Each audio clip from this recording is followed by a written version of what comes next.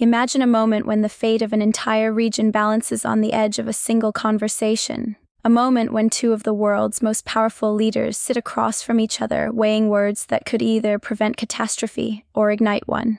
That moment is happening right now. Tonight, the world is watching Washington, where the United States and Israel stand united at a crossroads of historic proportions. Warships are moving, bombers are positioned, and diplomats are racing against a ticking clock. The question that hangs over every capital on Earth is the same. Is this the beginning of a deal, or the final chapter before another war? What you are about to hear is not speculation. It is the unfolding of events that could reshape the Middle East, rattle the foundations of global security, and define the legacy of two world leaders who have already crossed lines once thought impossible. Israeli Prime Minister Benjamin Netanyahu has arrived in Washington, D.C. for what is being described as an urgent and consequential summit with United States President Donald Trump. This is Netanyahu's 7th visit to the White House since Trump returned to power. But this time, the stakes have never been higher. The meeting was originally planned for a later date, yet Netanyahu reportedly pressed to move it up by a full week.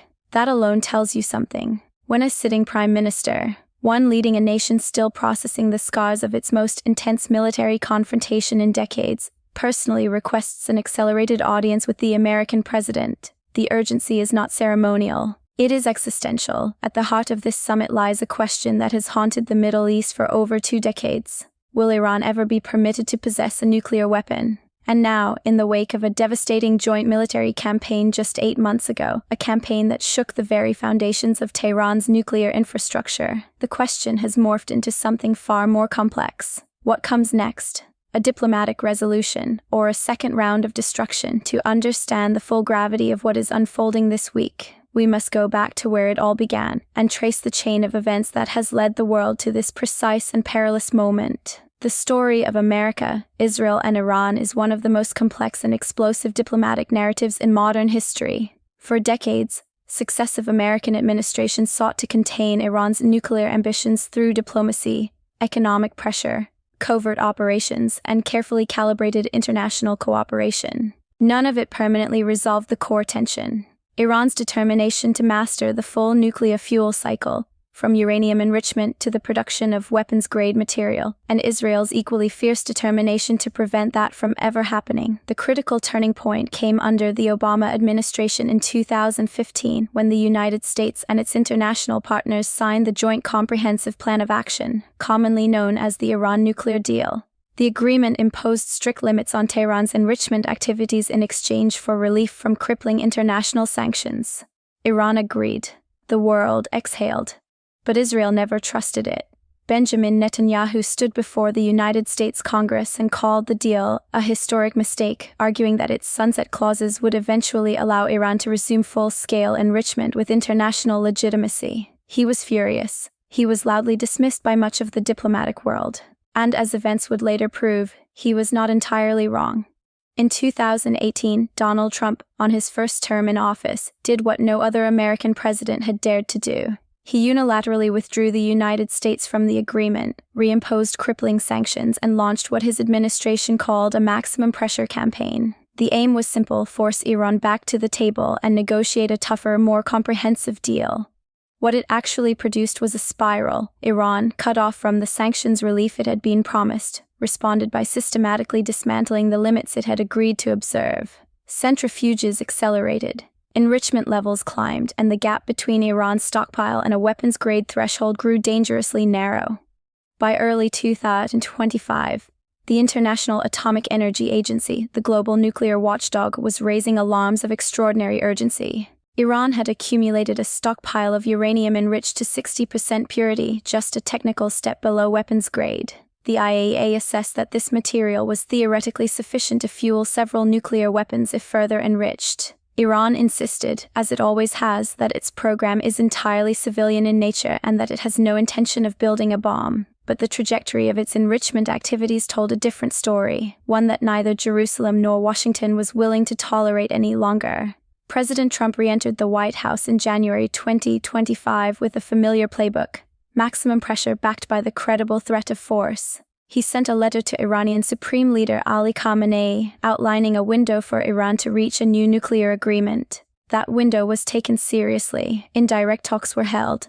Diplomats shuttled between capitals. For a brief stretch in the spring of 2025, there was genuine hope that a deal might be possible. But the talks stalled on a fundamental disagreement that neither side could bridge. Iran demanded that uranium enrichment remain untouched.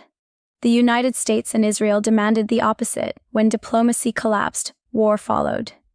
In June 2025, Israel launched a sweeping surprise air campaign against Iran's military and nuclear infrastructure. Dozens of Israeli jets penetrated Iranian airspace, striking enrichment facilities at Natanz, Isfahan, and Fordo, as well as missile production sites and key military installations across the country. It was the most dramatic Israeli military operation in a generation, and it was executed with a precision that stunned military analysts around the world. In the days that followed, the conflict escalated with breathtaking speed. Iranian forces launched retaliatory barrages of drones and ballistic missiles toward Israeli cities. Israeli air defenses, bolstered by American support, intercepted the overwhelming majority. But some missiles broke through.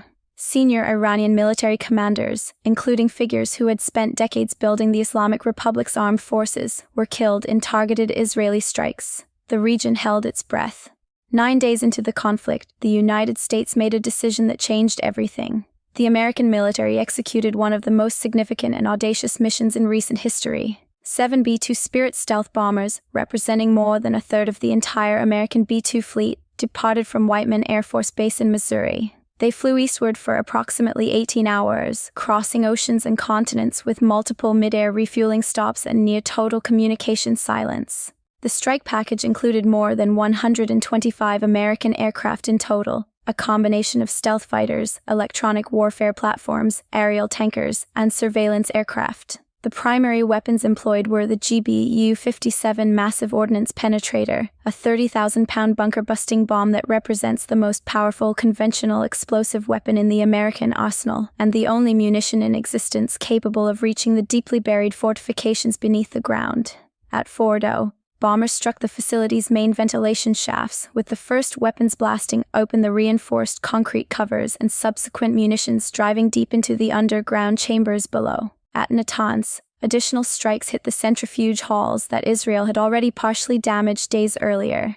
President Trump, in a late-night address to the nation, declared that Iran's key nuclear enrichment facilities had been completely and totally obliterated. Defense officials described the operation as an overwhelming success, and yet the reality, as is often the case in warfare, was more complicated. Intelligence assessments in the weeks that followed suggested the strikes had set back Iran's nuclear program by approximately 1 to 2 years. Significant, but not permanent. The deepest underground chambers may not have been entirely destroyed. Some enriched uranium stockpiles were believed to have survived, though potentially buried and inaccessible. 2 days after the American strikes, a ceasefire was reached. Iran's retaliatory strike on an American base in Qatar drew a sharp American warning. The 12-day war was over, but its consequences were only beginning to unfold. The ceasefire did not produce peace. It produced a suspended tension, a geopolitical holding pattern in which both sides surveyed the wreckage, regrouped, and began preparing for whatever comes next. And what comes next, in the early weeks of 2026, has become the defining question of global security. Iran, battered but unbroken, has spent the intervening months pursuing 2 parallel tracks simultaneously. On the diplomatic front, Tehran has signaled a cautious willingness to re-engage. Iran's president directed his foreign minister to pursue talks with the United States, describing conditions that might make direct engagement possible. Iran's atomic energy chief indicated that Tehran would consider diluting its stockpile of highly enriched uranium, a significant concession, if all American sanctions were lifted in return. But on the military front, Iran has been equally active.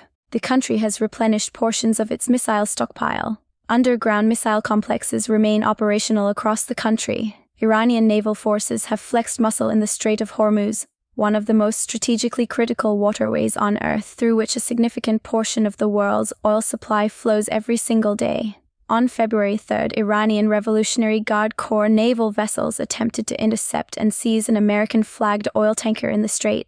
They were turned back by an American warship. Days later, an Iranian drone approached an American aircraft carrier and was shot down.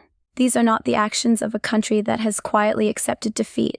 The United States, for its part, has responded with a military posture that is impossible to misread. Beginning in late January 2026, Washington launched what analysts are calling the most significant American military buildup in the Middle East in years. The USS Abraham Lincoln Carrier Strike Group deployed to the region, accompanied by guided missile destroyers, surveillance aircraft, and advanced fighter wings. Stealth fighters began moving toward the region in stages, transiting through Europe. Satellite imagery of American bases in the Gulf has revealed Patriot surface-to-air missiles loaded onto mobile truck launchers, a configuration that allows rapid repositioning, whether to strike or to defend.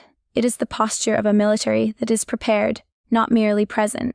At the remote American naval facility at Diego Garcia, deep in the Indian Ocean, military analysts and satellite imagery specialists have been scrutinizing the base closely, watching for signs of whether the B-2 bombers that struck Iran in 2025 have returned. Diego Garcia lies nearly 4,000 kilometers from Iran, well beyond the range of Tehran's most capable ballistic missiles, making it an ideal forward staging point for long-range strike operations if diplomacy collapses again.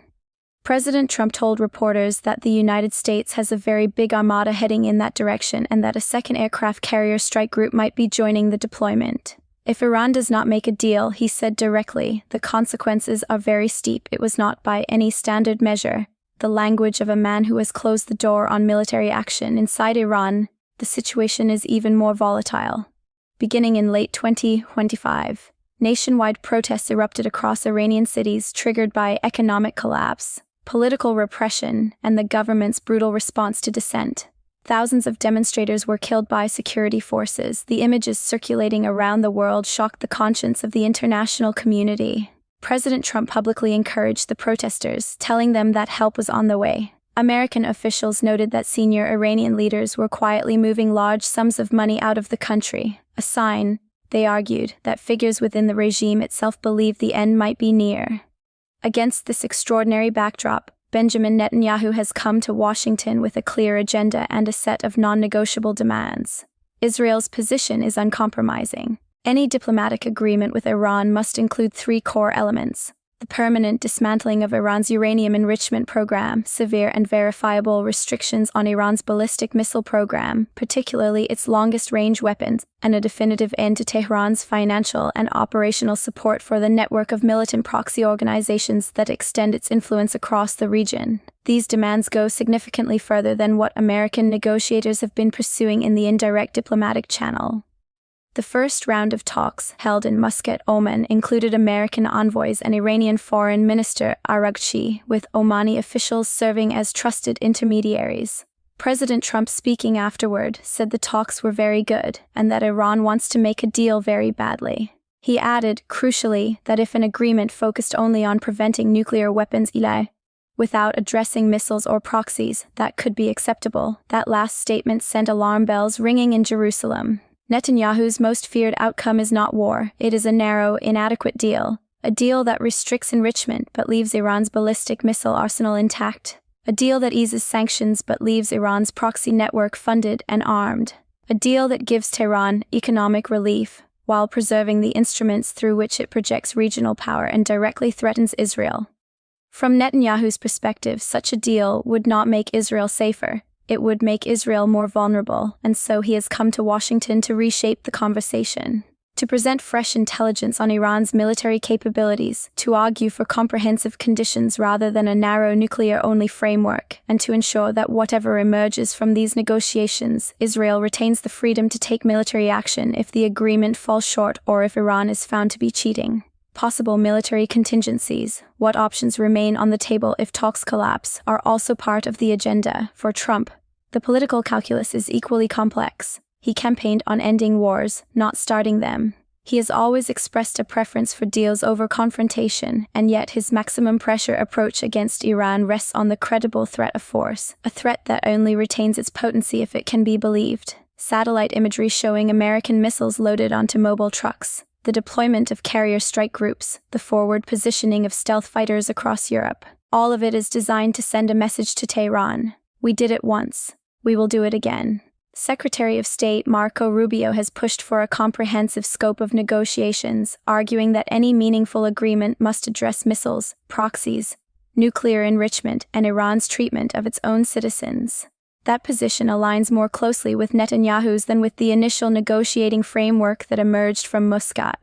The internal debate within the American government, between those who want a quick, limited nuclear deal and those who insist on broader conditions, is very much unresolved, and Netanyahu's presence in Washington is, in part, an attempt to tip that debate in Israel's favor. Iran's own position is hardening even as it softens at the edges. Foreign Minister Araghchi has been explicit. Tehran will not give up its right to enrich uranium. Iran's ballistic missile program is a national security priority and is not on the negotiating table. The Islamic Republic's support for Palestinian resistance movements is a point of principle, not negotiation, and yet that same official is traveling to Muscat for indirect talks. The contradiction between Iran's public maximalism and its private diplomatic flexibility is one of the defining features of this extraordinary moment.